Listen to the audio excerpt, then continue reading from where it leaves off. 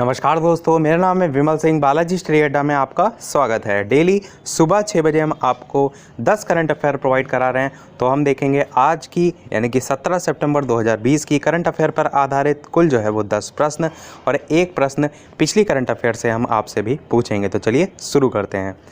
सबसे पहला प्रश्न कह रहा है कि सदाशिव रावजी पाटिल का हाल ही में 86 साल की उम्र में निधन हो गया। वे किस खेल से जुड़े हुए थे? 4 ऑप्शन दे रखे हैं, बताना है आपको ऑप्शन ABCD में से कौन सा सही होगा। बात करते हैं उत्तर की, तो बिल्कुल आपका यहाँ पर ऑप्शन ए क्रिकेट जो है वो बिल्कुल सही हो जाएगा। तो पूर्व भारतीय क्रिकेटर थे जिनका नाम था सदाशिव रावजी पाटिल। इनका जो है वो 15 सितंबर 2020 को, कब 15 सितंबर 2020 को कोल्हापुर में उनके आवास पर जो है वो निधन हो गया। और ये जो है वो कितने साल के थे? तो 86 जो है वो साल के थे। इसके साथ साथ इन्होंने 1955 में न्यूजीलैंड के खिलाफ एक टेस्ट मैच में भारत का प्रतिनिधित्व भी जो है वो किया था। और रणजी ट्रॉफी के संबंध में बात करें तो महाराष्ट्र की कप्तानी भी जो है ये कर चुके हैं। देखते हैं अपना अगला प्रश्न दूसरा। हाल ही में कौन सा फुटबॉलर दुनिया के सबसे अमीर फुटबॉल खिलाड़ी बन गए हैं? इंपॉर्टेंट क्वेश्चन है, 4 ऑप्शन है, बताना है कौन सा सही होगा। बात कर लेते हैं उत्तर की, तो बी वाला ऑप्शन लियोनेल मेसी आपका बिल्कुल सही हो जाएगा। तो लियोनेल मेसी दुनिया के सबसे अमीर फुटबॉल खिलाड़ी बन गए हैं। और जो फोर्ब्स की जारी 2020 की लिस्ट है उसमें जो मेसी हैं $126 मिलियन के साथ टॉप पर जो है वो बने हुए हैं। कितने? $126 मिलियन। इसी को यदि हम इंडियन करेंसी में बात करें या करोड़ में बात करें तो 927.5 करोड़ रुपए, क्योंकि मिलियन डॉलर तो इंडियन करेंसी में भी चलता है, तो करोड़ में हम कह सकते हैं 927.5 करोड़ रुपए के साथ टॉप पर जो है वो बने हुए हैं। इसके साथ साथ पुर्तगाल के जो क्रिस्टियानो रोनाल्डो और नेमार सहित जो बहुत से ऐसे स्टार फुटबॉलर हैं उनको पीछे छोड़ते हुए लगातार दूसरे वर्ष ये कह सकते हैं इसी स्थान पर जो है, या ये स्थान इन्होंने जो है वो पक्का कर लिया है। और मेसी के बाद दूसरे नंबर पर यदि बात करें कौन आता है, तो स्टार स्ट्राइकर जिनका नाम क्या है? क्रिस्टियानो रोनाल्डो, आप सभी नाम जानते हैं, वो जो है वो दूसरे नंबर पर आते हैं। देखते हैं अपना अगला प्रश्न जो है वो तीसरा। लोकसभा ने सांसदों के वेतन में 1 वर्ष के लिए कितने प्रतिशत कटौती करने के प्रावधान वाले एक विधेयक को हाल ही में मंजूरी प्रदान की है? 4 ऑप्शन है, बताना है कौन सा सही होगा। तो बिल्कुल आपका 30% बिल्कुल सही हो जाएगा। तो लोकसभा में जो सांसद है उनके वेतन जो है उसमें 1 वर्ष के लिए 30% की कटौती करने के प्रावधान वाला एक विधेयक को हाल ही में मंजूरी जो है वो प्रदान कर दी गई है। और ये जो धनराशि यहाँ पर बचेगी उसका यूज़ किया जाएगा। कोविड-19 महामारी के कारण कहीं ना कहीं जो भी आपको जहाँ यूजेस आ रही है वहाँ पर इस धनराशि का यूज़ जो है वो किया जाएगा। इसके अलावा आपको ये भी पता होना चाहिए कि ये जो विधेयक है इससे संबंधित संसद सदस्य वेतन है, भत्ता है और पेंशन अध्यादेश 2020 जो है उसके स्थान पर लाया गया। और इसी के माध्यम से जो संसद सदस्यों के वेतन भत्ता या पेंशन अधिनियम 1954 में जो है वो संशोधन जो है वो किया गया है। तो मुख्यतः आपको यहाँ पर 30% अवश्य ध्यान रखना है, क्योंकि यहाँ से प्रश्न आपका बिल्कुल पूछा जा सकता है। चौथा प्रश्न देखते हैं। पेटीएम फर्स्ट गेम्स यानी कि PFG ने किस पूर्व भारतीय क्रिकेटर को अपना ब्रांड एम्बेसडर नियुक्त किया है? 4 ऑप्शन है, बताना है आपको कौन सा सही होगा।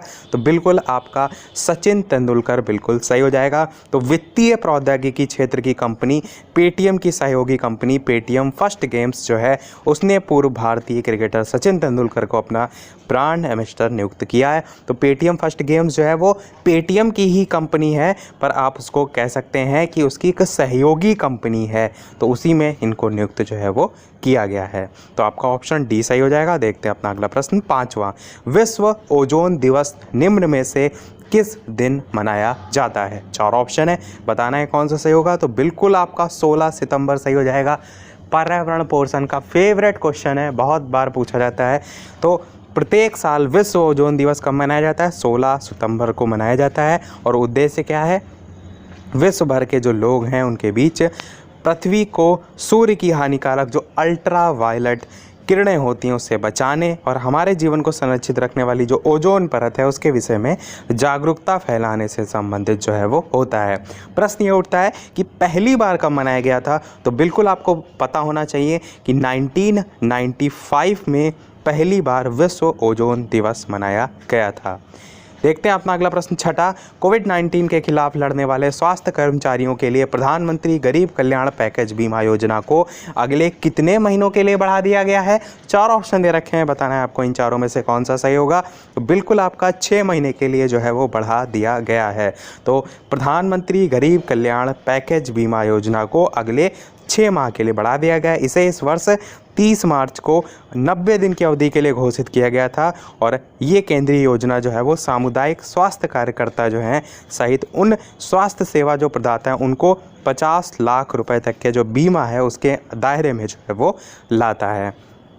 देखते हैं अपना अगला प्रश्न 7वां, किस बैंक के प्रबंध निदेशक आदित्य पुरी जो हैं उनको यूरोमनी अवार्ड्स ऑफ एक्सीलेंस द्वारा लाइफ टाइम अचीवमेंट अवार्ड 2020 से सम्मानित किया गया है। 4 ऑप्शन है, बताना है कौन सा सही होगा। बिल्कुल आपका HDFC बैंक सही हो जाएगा। तो HDFC बैंक के प्रबंध निदेशक आदित्य पुरी जो हैं इनको यूरोमनी अवार्ड्स ऑफ एक्सीलेंस द्वारा लाइफ टाइम अचीवमेंट अवार्ड 2020 से सम्मानित जो है वो किया गया है और इन्हें भारत में एक विश्व स्तरीय बैंक के निर्माण के इनके कौशल के लिए भी सम्मानित ऑलरेडी किया गया है। 8वां प्रश्न देखते हैं, चीन ने हाल ही में पीत सागर में तैनात पोत से एक रॉकेट के जरिए कितने सैटेलाइट जो है वो लॉन्च किए हैं। 4 ऑप्शन है, बताना है कौन सा सही होगा। तो बिल्कुल आपका 9 सैटेलाइट जो है वो सही हो जाएगा। तो चीन ने पीत सागर में तैनात पोत से एक रॉकेट के जरिए 9 सैटेलाइट जो है वो लॉन्च किए हैं और इन सभी सैटेलाइट को सफलतापूर्वक धरती की कक्षा में भी स्थापित कर दिया है। तो आपका ऑप्शन डी सही हो जाएगा। देखते हैं 9वां प्रश्न। 9वां प्रश्न कह रहा है कि हाल ही में रूस में भारत और किस देश के विदेश मंत्रियों के बीच वास्तविक नियंत्रण रेखा यानी कि लाइन ऑफ एक्चुअल कंट्रोल पर तनाव को कम करने के लिए एक 5 सूत्रीय जो योजना है उस पर सहमति व्यक्त की गई है। 4 ऑप्शन है, बताना है कौन सा सही होगा। तो बिल्कुल आपका चीन जो है वो बिल्कुल सही हो जाएगा। तो हाल ही में आपका जो रूस है उसमें भारत और चीन के विदेश मंत्री जो हैं उनके बीच वास्तविक नियंत्रण रेखा यानी कि लाइन ऑफ एक्चुअल कंट्रोल पर तनाव को कम करने के लिए एक 5 सूत्रीय योजना पर सहमति व्यक्त की गई है और भारत चीन का जो लाइन से संबंधित कह सकते हैं विवाद और काफ़ी चर्चा में रह रहा है। तो ये आपको पता होना चाहिए 5 सूत्रीय योजना पर सहमति रूस में जो है वो हुई है और इस बैठक के लिए रूस के साथ ही संघाई सहयोग संगठन की भूमिका को भी महत्वपूर्ण जो है वो माना जा रहा है। देखते हैं अपना अगला और इस वीडियो का लास्ट प्रश्न। इसके अलावा वीडियो पसंद आए तो वीडियो को लाइक भी अवश्य जो है वो कर दीजिएगा। प्रश्न देखते हैं अपना लास्ट कि केंद्रीय संस्कृति मंत्रालय ने प्राचीन भारतीय संस्कृति का अध्ययन करने के लिए कितने सदस्यीय समिति का गठन किया है। 4 ऑप्शन है, बताना है कौन सा सही होगा। तो बिल्कुल आपका 16 सदस्यीय समिति सही हो जाएगा। केंद्रीय संस्कृति मंत्री और पर्यटन मंत्री जिनका नाम है प्रहलाद पटेल, तो उन्होंने भारतीय संस्कृति की उत्पत्ति और विकास पर एक अध्ययन करने के लिए एक विशेष समिति के गठन की घोषणा जो है वो की है। इस समिति में सदस्यों की संख्या कितनी है, तो 16 जो है इस समिति में सदस्यों की संख्या है और इसमें भारतीय पुरातत्व सोसाइटी के अध्यक्ष KN दीक्षित हैं। चलिए देखते हैं अब अपना वो प्रश्न, जैसे कि सभी वीडियो में हम आपसे एक ना एक प्रश्न पूछते हैं। तो कल की करंट अफेयर से आज का आपके लिए प्रश्न क्या है, किस देश की टेनिस खिलाड़ी नाओमी ओसाका ने US ओपन के फाइनल मुकाबले में बेलारूस की टेनिस खिलाड़ी विक्टोरिया एजारेंका को हराकर अपना तीसरा ग्रैंड स्लैम जीत लिया है। 4 ऑप्शन है, बताना है आपको ऑप्शन ABCD में से कौन सा सही होगा। तो वीडियो के मेन कमेंट में टाइप करके अवश्य जो है वो बताइएगा। बात करते हैं कल की करंट अफेयर में पूछे गए प्रश्न के सही उत्तर की। तो आपका कल की करंट अफेयर में पूछे गए प्रश्न का सही उत्तर आपका गुजरात जो है वो बिल्कुल सही हो जाएगा। इसी के साथ हमारी आज की करंट अफेयर समाप्त होती हैं। आज के वीडियो में इतना ही।